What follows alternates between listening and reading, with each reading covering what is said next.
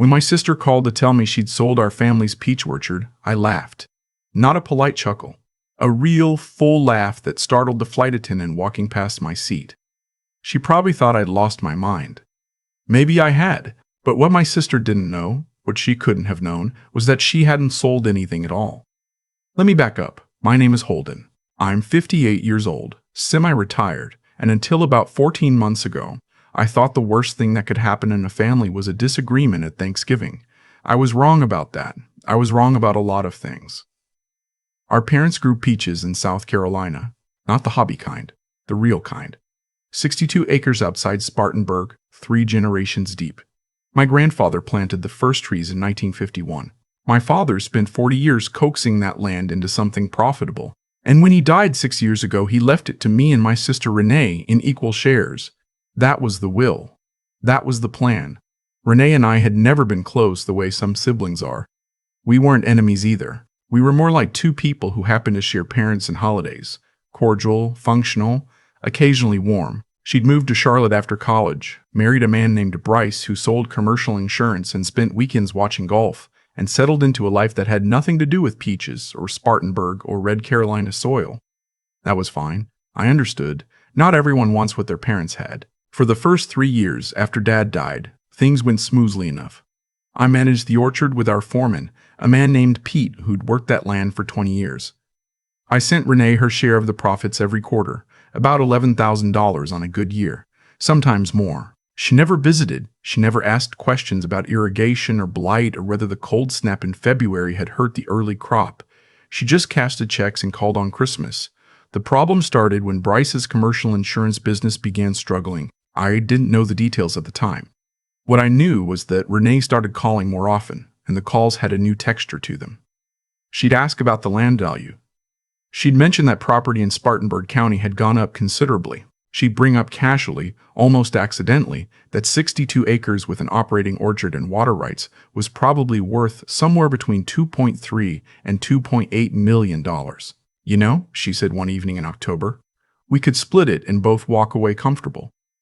I told her I wasn't interested in selling. It's not just your decision, Holden. I own half. You own half the profits, I said. The orchard management agreement Dad set up gives me operational authority. Selling would require both signatures and a full partnership dissolution. She went quiet after that. The silence had weight to it. Over the next several months, the calls stopped being about selling and started being about problems. The old equipment shed was a liability hazard, she said. She'd read something online. The farmhouse where our parents had lived, which I'd been renting to a young couple named the Hawthorns while the orchard ran, was apparently not up to current rental code, she claimed. She started using the word neglect. She started copying a lawyer named Clifton on her emails. I read those emails carefully. Then I called my own attorney, a woman named Patricia who'd handled my business affairs for 15 years, and I told her everything.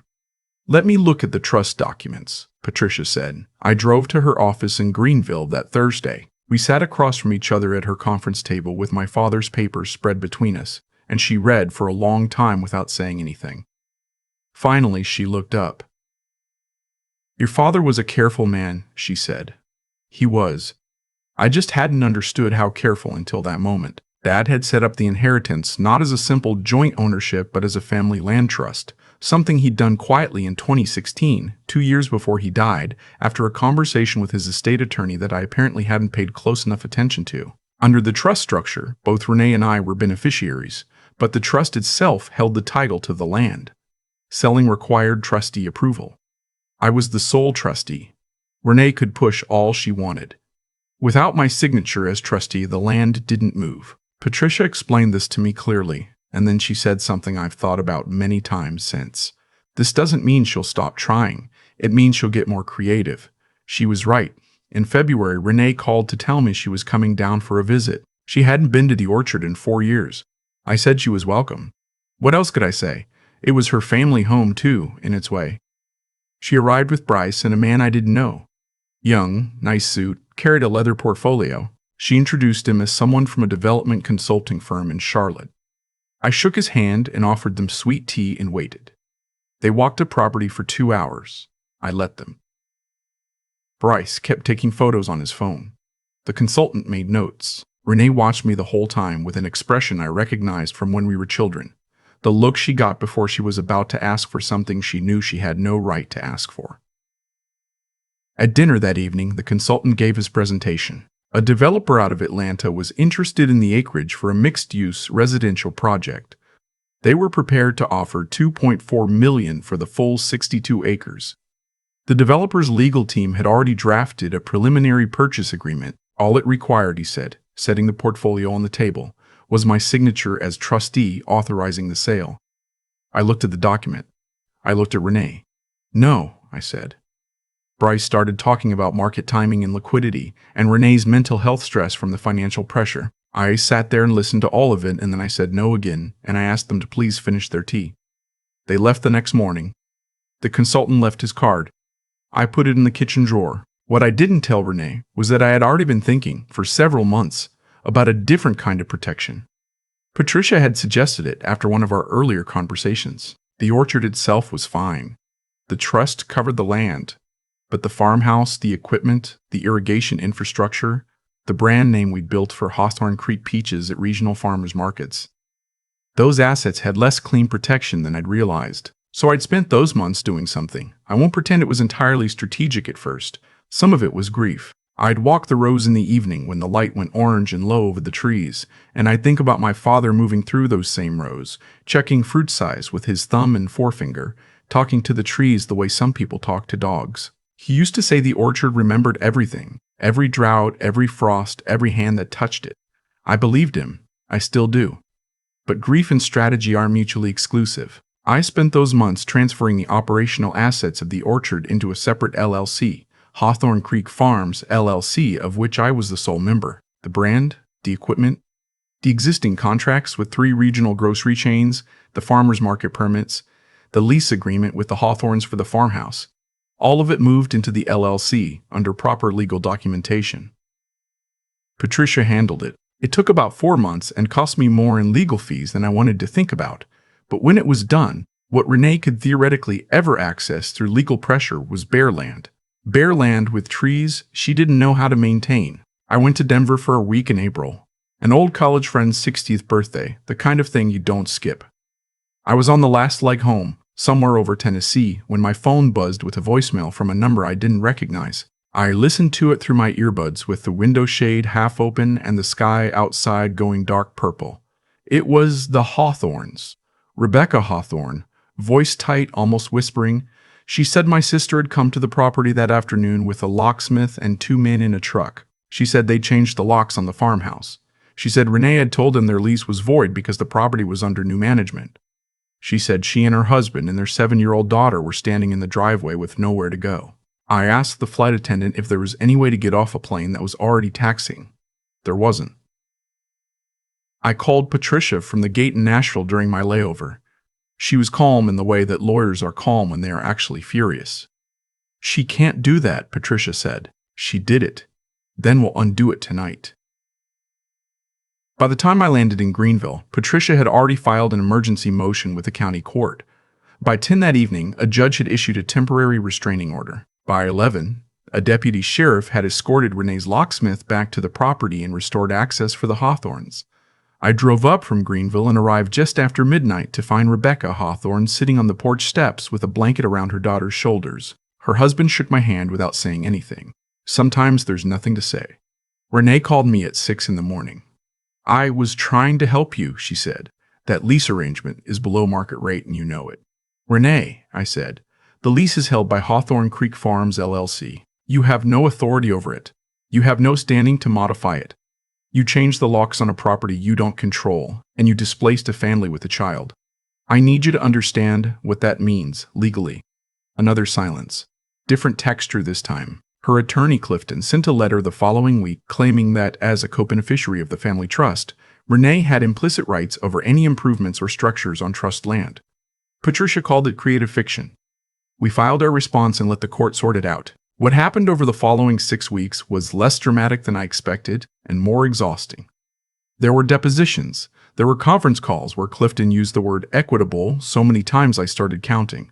There was a court date that got moved twice. Bryce, to his credit or his cowardice, stayed mostly out of it, But here's what Renee and Clifton didn't anticipate. When the judge reviewed the trust documents and the LLC formation paperwork, when she understood clearly that the farmhouse lease and all operational assets existed entirely within a separate legal entity that Renee had no ownership interest in, the locksmith incident didn't just fail. It backfired. The Hawthorns had already retained their own attorney and filed a wrongful eviction claim against Renee personally. Because she'd represented herself as the property owner to the locksmith and to the Hawthorns, she had exposure that had nothing to do with the trust or the orchard. It was just straightforwardly her problem now. Clifton quietly stopped CCing me on correspondence. The letters about selling stopped. The development consultant's card is still in my kitchen drawer. I haven't thrown it away, but I think I will soon. What I think about, more than the legal details, more than the depositions and the motions, is a Saturday morning 2 summers before my father died. He and I were out in the South Rows together, doing what he called the listening walk. Just moving slowly through the trees without talking, paying attention. He stopped at one of the oldest trees, a red haven that his father had planted, and he put his hand flat against the bark. He stood like that for a moment. "This tree's been through 7 droughts," he said. 4 late frosts, 2 hurricanes, it's still here. I asked him what his point was. He smiled. "I don't have a point, I'm just noting the fact." I've turned that over in my mind a lot lately. I think he did have a point. I think he just trusted me to find it myself. The orchard is in its 3rd week of bloom right now. Pete says this will be a good year. The winter was mild. The moisture levels are right. The trees are heavy with potential. The Hawthorns are still in the farmhouse. Rebecca started a little roadside stand last summer, selling jars of the peach preserve she makes herself, and she's been there every weekend since. She sends me a jar every few weeks. They're extraordinary. I walked the South Rows last evening. The same rows my grandfather planted. The same rows where my father stopped and pressed his palm against the bark of an old tree and told me something without quite saying it. A family doesn't have to fall apart when money enters the room, but you do have to be paying attention. You have to have done the work, quietly, before the crisis arrives. You have to trust the people your parents trusted and tend to things your parents tended, and be willing, when you get a phone call at 30,000 feet from someone telling you a family has been locked out of their home, to be furious and methodical at the same time. Renee and I haven't spoken since the restraining order. I don't know if we will. There's a version of this story where I say I forgive her, where I reach out, where we find some way back to something. I hold that possibility open. But forgiveness is its own orchard. It takes time. You can't rush the season. The peaches will come in July, same as always. I'll be here. I've had a lot of time to think about what happened. Not just the legal pieces. Those are clean now. Documented. Settled. I mean the deeper thing underneath all of it. The question I keep turning over when I'm out in the rows at dusk, when the light drops low and the trees go quiet. Why does money do this to people? I don't think it's really about money, actually. I think money is just a pressure that reveals what was already there. Renee didn't change when our father died and left us that orchard. She just became more visible. The impatience she'd always had, the sense that she was owed something she never quite named, the willingness to move fast and justify it later. Those things were already in her. The inheritance just gave them a direction. And I have to be honest, I wasn't entirely innocent in how things got to where they got. For 3 years, I sent checks and kept my head down and told myself that easy silence was the same as peace. It wasn't. I let distance become a substitute for honest conversation. And when Renee started pushing, I was so focused on protecting the land that I didn't spend enough time trying to understand what was actually driving her. I still think what she did was wrong, changing those locks, putting a family with a child out in a driveway. There's no version of that I can excuse. But I also think, if I'd been paying closer attention earlier, we might have had a harder conversation at the right time. And maybe none of the rest would have been necessary. That's what I mean when I talk about intelligence. Not the legal kind, not knowing which documents to file, though that matters too, and I'm grateful my father was careful enough to set up a structure that held. I mean the intelligence of paying attention, of reading the room before the room catches fire. My father had it. He saw something coming years before it arrived, and he quietly did the work to protect what he loved, and he never once made a speech about it. He just acted. That's a kind of wisdom I'm still learning. The Hawthorns are still in the farmhouse. Rebecca brought me a jar of preserves last Tuesday. Peach and ginger, her new variation. Her daughter drew a picture of the orchard on a piece of notebook paper and taped it to the jar. A child's version. Round green trees. A yellow sun. A stick figure that I assume is me. I put it on the kitchen windowsill. It's still there. I think about that drawing when I think about what this land is actually for. Not for selling. Not for converting into residential units. Not for satisfying debts that somebody else ran up in another state. It's for this. For the Hawthorns eating breakfast in that farmhouse. For Pete walking the rows and knowing what each tree needs before it asks. For a 7-year-old who draws the orchard on notebook paper because it's part of her life now. My grandfather planted those trees in 1951. Some of them are still bearing fruit. That's 70-some years of seasons, of frost and drought and recovery. The orchard doesn't remember the arguments. It just keeps going. I think that's the closest thing to wisdom I've found in all of this. Not the winning, not the legal protection, not even the forgiveness I'm still working toward. Just the keeping going. Showing up for what you've been trusted to tend. Doing the quiet work before the crisis and during it and after it. The peaches come in July. I'll be here.